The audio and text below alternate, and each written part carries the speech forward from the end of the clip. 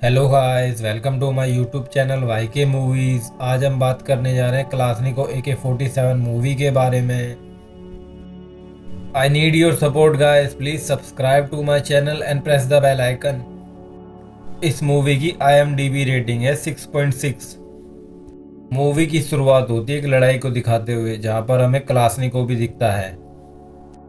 उस लड़ाई में क्लासनिको के काफ़ी सारे साथी शहीद हो जाते हैं और काफ़ी सारे साथी घायल भी हो जाते हैं। और क्लासनिको भी उस लड़ाई में काफ़ी ज़्यादा घायल हो जाता है। फिर उसके साथ ही उसे हॉस्पिटल में भर्ती करवा देते हैं। फिर हम वहाँ पर एक नर्स को देखते हैं जो कि सबकी टेक केयर कर रही होती है। फिर क्लासनिको अपने घर जा रहा होता है उसमें बैठ के। वो आदमी सब घायल सैनिकों को अपने साथ गाड़ी में बैठाकर ले जा रहा होता है। फिर वो सैनिक क्लासनिको को अपने बंकर पर ले जा रहा होता है। फिर वो अपने बंकर पर पहुंचता है, जहां वो देखता है कि दुश्मन सैनिकों ने उसके बंकर पर कब्जा कर लिया है। थोड़ी देर के बाद वहां पर लड़ाई शुरू हो जाती है और उनके और सैनिक भी वहां पर आ जाते हैं। फिर उस सैनिक की गोलियां नहीं चलती और दुश्मन सैनिक उसे गोली मार देता है और क्लासनिको उस दुश्मन सैनिक को गोली मार देता है। फिर क्लासनिको अपने उस सैनिक को इलाज के लिए ले जाता है, क्योंकि वो सैनिक सिर्फ घायल हुआ था। फिर वे लोग उस गाड़ी में बैठ जाते हैं और इलाज के लिए पहुंच जाते हैं अस्पताल में। फिर वहां से ठीक होने के बाद क्लासनिको वहां से निकल जाता है। फिर वो उस ट्रेन के पास पहुंच जाता है। वो उस ट्रेन से अपने घर जाने की तैयारी कर रहा होता है। फिर उस ट्रेन में उसे एक और सैनिक मिलता है, जिससे क्लासनिको अपनी बातें करने लगता है। फिर क्लासनिको उस सैनिक को अपनी मशीन गन का डिज़ाइन दिखाता है। वो डिज़ाइन देखने के बाद वो सैनिक बहुत खुश हो जाता है और कहता है तो बहुत बढ़िया डिज़ाइन है। और वो सैनिक कहता है कि वे लोग तुम्हें अब घर नहीं जाने देंगे। फिर हम क्लासनिको के बचपन को देखते हैं, जो इसी तरह मशीन गन बनाने की प्रैक्टिस करता है। जैसे ही ट्रेन पटाया स्टेशन पहुंचती है तो क्लासनिको उससे उतर जाता है और वो सीधा आर्मी के डिपो में पहुंच जाता है, जहां वो मिस्टर आंद्रे से मिलता है और वो कहता है कि वो यहाँ पे काम करता था 2 साल पहले, और आंद्रे उसे वहाँ से जाने के लिए कहता है। फिर वो आंद्रे के ऑफिस में आ जाता है और फिर वो आंद्रे से दोबारा मिलता है और वो अपनी मशीन गन का डिज़ाइन उसे दिखाता है। पर आंद्रे कहता है 2 साल पहले भी तुमने मुझे दिक्कत करी थी, और आंद्रे उसे वहाँ से जाने के लिए कहता है। फिर क्लासनिको डिपो के बाहर बैठ जाता है, जहाँ पर वो एक सैनिक से पूछता है कि वो एक सीनियर ऑफिसर है क्या। वो सैनिक बोलता है हाँ। फिर हम उस सीनियर ऑफिसर को देखते हैं। फिर क्लासनिको उस सीनियर ऑफिसर से जाकर मिलता है और वो उसे अपनी मशीन गन का डिज़ाइन दिखाता है और वो ऑफिसर उसकी डिज़ाइन को अप्रूव कर देता है। फिर क्लासनिको आंद्रे से मिलता है और उसे वो डॉक्यूमेंट दिखाता है जो अप्रूव किया है उस ऑफिसर ने। फिर आंद्रे उसे थोड़ी सी जगह दे देता है वहाँ पर काम करने के लिए। फिर क्लासनिको अपना काम शुरू कर देता है और वो उस मशीन का डिज़ाइन बनाने लगता है। फिर वो आंद्रे से कुछ आदमी मांगता है, पर आंद्रे उसे साफ मना कर देता है आदमी देने से। जब वो वहाँ पर काम कर रहा होता है तभी वहाँ पर कुछ वर्कर आ जाते हैं और वो कहते हैं कि हम तुम्हारी मदद करेंगे इस मशीन गन को बनाने में। वो कहता है कि आंद्रे को तो कोई दिक्कत नहीं होगी इससे। वो वर्कर कहते हैं कि हम वर्क आवर के बाद आपके साथ काम करेंगे। फिर वो उन्हें अपना डिज़ाइन दिखाता है। उन लोगों का साथ मिलने से क्लासनिको काफ़ी खुश होता है। फिर वे सारे लोग मिलकर जोरों शोरों से काम शुरू कर देते हैं। कुछ दिनों के बाद वो उस मशीन गन को बना लेते हैं। फिर वो उस मशीन गन का ट्रायल करने के लिए बाहर आते हैं और उस मशीन गन का ट्रायल काफ़ी हद तक सक्सेसफुल रहता है। फिर वो अपनी गन को लेकर अल्मा आटा कजाकिस्तान चला जाता है, जहां वो एक ऑफिसर से मिलता है और उसे अपनी गन दिखाता है। फिर वो उसे अपनी मशीन गन दिखाने लगता है। वो ऑफिसर समझता है कि ये कोई आतंकवादी है तो वे लोग उसे उस रूम में बंद कर देते हैं। वो कहता है उसने कुछ नहीं किया है। थोड़ी देर के बाद उनका सीनियर ऑफिसर आता है और वो उसकी मशीन गन को अपने साथ ले जाता है। फिर वो उस मशीन गन को अपने ड्राइवर को दे देता है। फिर वो सैनिक उस मशीन गन को उस ट्रायल की जगह पर ले जाता है। फिर वे सीनियर लोग उस मशीन गन का ट्रायल करते हैं। फिर वे सैनिक लोग उसका मजाक उड़ा रहे होते हैं। फिर वहाँ पर उनका सीनियर आ जाता है और उसे वहाँ से छोड़ देता है। फिर कलाशनिकोव उन सीनियर ऑफिसर से मिलता है। वो ऑफिसर कहते हैं कि अभी इस गन में इम्प्रूवमेंट की ज़रूरत है। फिर उनका जनरल उनसे मिलने के लिए आता है वहाँ पर। फिर कलाशनिकोव अपनी गन के बारे में बताता है जनरल को। फिर जनरल उसकी गन का ट्रायल करता है और उसकी मशीन गन से काफ़ी प्रभावित होता है और उसे मशीन गन का डिज़ाइनर बना देता है। और वो कहता है कि तुम्हें हमारी तरफ से एक कॉन्टेस्ट में पार्टिसिपेट करना है। वो उसे उस मशीन गन के कॉन्टेस्ट में पार्टिसिपेट करने के लिए कहता है। फिर वो अपने सीनियर को ये सारी बातें सुनाता है और उसके सीनियर बहुत खुश होते हैं उससे। फिर वो ट्रेन से निकल जाता है उस कॉन्टेस्ट में पार्टिसिपेट करने के लिए। फिर वो अपनी माँ को एक खत भी लिखता है और कहता है कि वो अभी नहीं आ पाएगा। फिर वो मॉस्को पहुँच जाता है जहाँ पर वो एक ऑफिसर से मिलता है। वो ऑफिसर उसे कॉन्टेस्ट की जगह पर पहुँचा देता है। उस गाड़ी में हम एक और ऑफिसर को देखते हैं जो कि एक इन्वेंटर भी होता है। वो कहता है कि तुम्हारे इस बैग में क्या है। वो कहता है कि एक मशीन गन है। वो सीनियर ऑफिसर कहता है कि ये गन बहुत भारी है,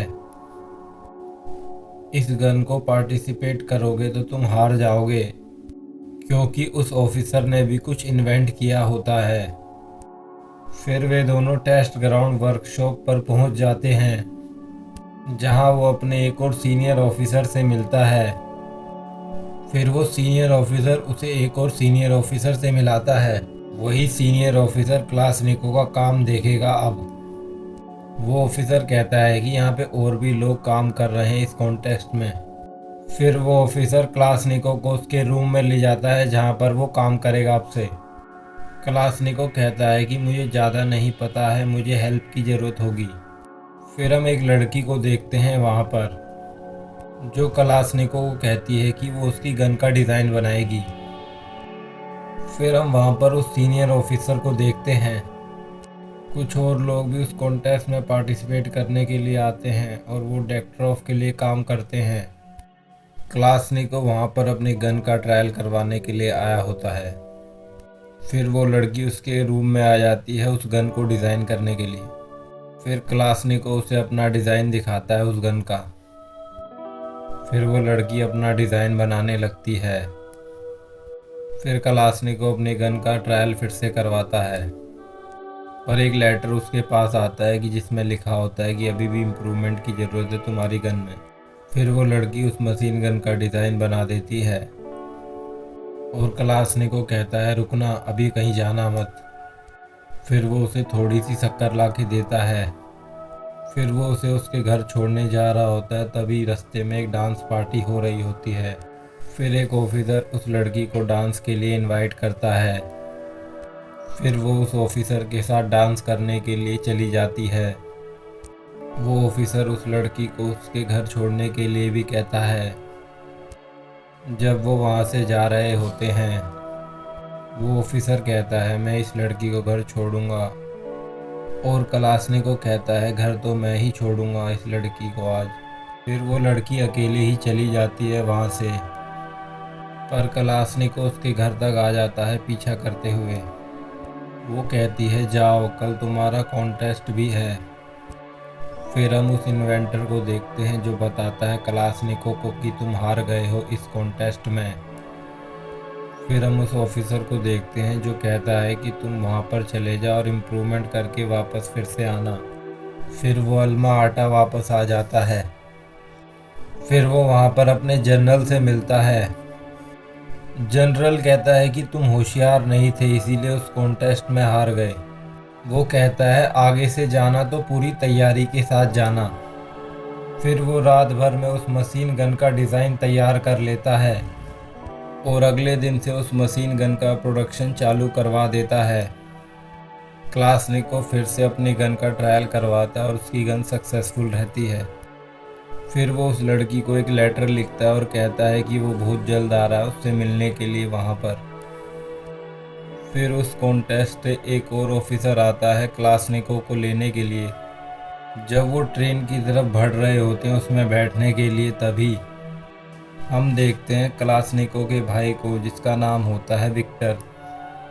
विक्टर कहता है भाई तुम कैसे हो, बहुत दिन हो गए तुमसे मिले हुए। फिर क्लासनिको अपने डॉक्यूमेंट दिखाता है उस ऑफिसर को।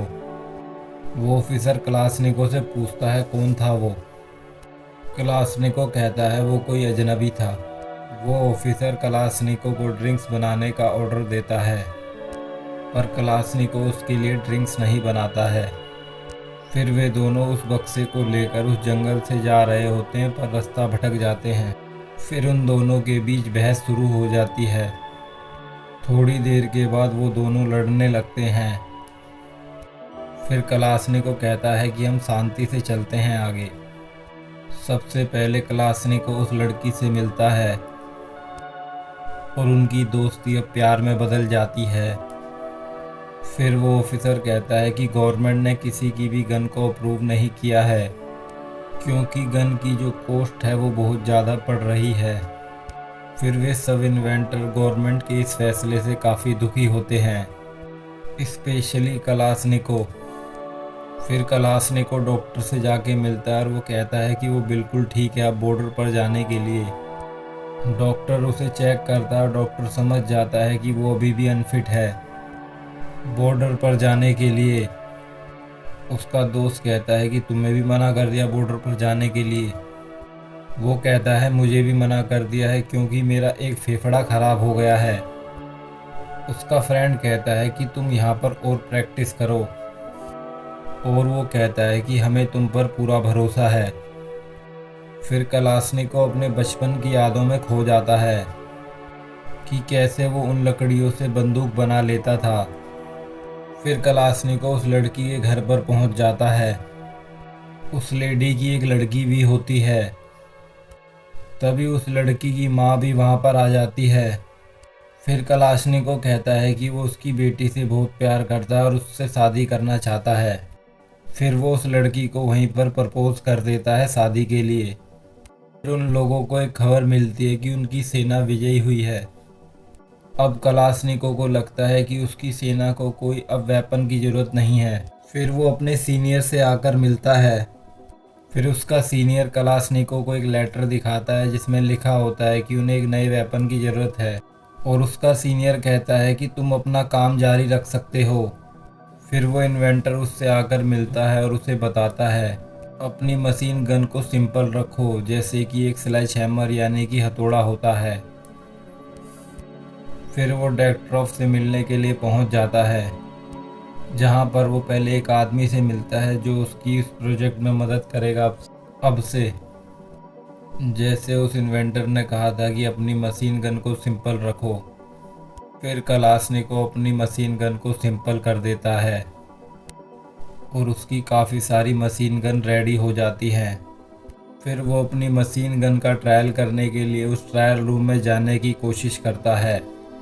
वो ऑफिसर उसे ट्रायल करने से मना कर देता है और कहता है कि यहाँ पर खाली डेक्ट्रॉफ के वेपन टेस्ट किए जाते हैं। फिर वो उस ऑफिसर से भी मिलता है। वो कहता है कि उसकी मशीन गन को चेक करने के लिए परमिशन दी जाए, पर वो ऑफिसर भी मना कर देता है। फिर वो ड्राम पर एक पॉइंट बना लेता है। फिर क्लासनिको अपनी गन की फायरिंग क्षमता नापने लग जाता है। वो ऑफिसर उसे मना करता है ये सब करने के लिए, पर वो मानता नहीं है। फिर दो सैनिक क्लासनिको को पकड़कर ले जाते हैं अपने साथ। फिर हम डेक्ट्रॉफ को देखते हैं। फिर क्लासनिको डेक्ट्रॉफ से मिलता है। फिर डेक्ट्रॉफ उसके वेपन के बारे में जानकारी लेता है। वो उसे कहता है कि वो उसका आइडिया नहीं चुराएगा। फिर कलाशनी को अपने वेपन के बारे में बताता है पूरी जानकारी। फिर डेक्ट्रोफ भी उसके वेपन को देखता है और कहता है ये तो बहुत बढ़िया वेपन है। डेक्ट्रोफ कहता है कि मेरे वेपन अलमारी में बंद कर दो। फिर कलाशनी को अपने वेपन का ट्रायल देने के लिए फिर से जाता है, जहां पहले उसकी वेपन को पानी में भिगोया जाता है और फिर फायर किया जाता है। फिर उसके वेपन को रेत में दबाया जाता है और उसे निकाल कर फिर फायर किया जाता है। फिर वो उस लड़की से मिलता है और वो कहता है कि उसके वेपन को सक्सेसफुली अप्रूवल मिल गया है, और वो लड़की कहती है कि वो प्रेग्नेंट है। फिर वो अपने सीनियर के साथ जाके अपने चीफ से मिलता है। फिर चीफ कलाशनिकोव को अपने साथ ले जाता है और उससे पूछता है कि तुम कितना पढ़े लिखे हो। कलाशनिकोव कहता है कि वो तो अनपढ़ है, उसने ज़्यादा पढ़ाई नहीं करी है। फिर कलाशनिकोव और चीफ उस परेड में पहुंच जाते हैं। फिर चीफ उस गन का नाम AK-47 कलाशनिकोव रख देता है। चीफ सेना के लोगों से कलाशनिकोव का परिचय करवाता है और कहता है कि यही वो आदमी है जिसने ये बंदूक बनाई है। फिर वे सेना के लोग कलाशनिकोव के सम्मान में तालियां बजाते हैं और चीफ कहता है कि तुम अपनी माँ से मिलने चले जाओ, क्योंकि काफ़ी दिन हो गए उनसे मिले हुए। वो अपने पूरे परिवार को लेकर अपनी माँ से मिलने के लिए निकल जाता है, जहां उसकी माँ उसे आता हुआ देख लेती है, और इस तरह इस मूवी का एंड भी हो जाता है। Please subscribe to my channel and press the bell icon. Thank you guys for watching my videos.